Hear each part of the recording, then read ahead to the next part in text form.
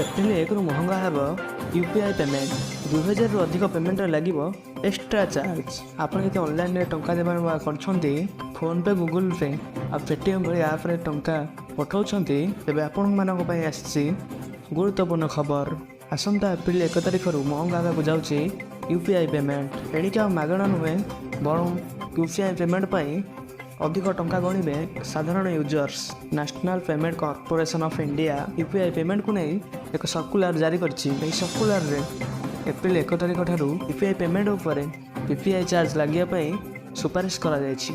तेबे PPI charge होउछि एक प्रकार एक्स्ट्रा चार्ज जहाँ बे यूजर्स मानकु यूपीआई पेमेंट बेले देबाकू पड़िबो। जारी करा जायथिबा नुवा सर्कुलर मुताबिक national payment corporation of India UPI payment ऊपर 0.5% रु 1.8% पर्यंत पीपीआई चार्ज लगाइबा योजना करुछि।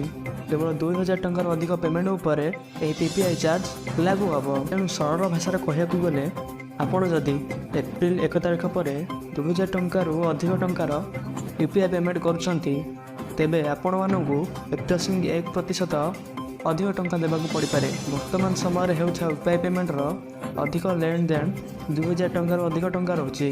पाखापाखि 70% यूपीआई पेमेंट 2000 टंकार अधिक थिबारु यह ऊपर पीपीआई चार्ज लगाइबा योजना करुछि national payment corporation of India.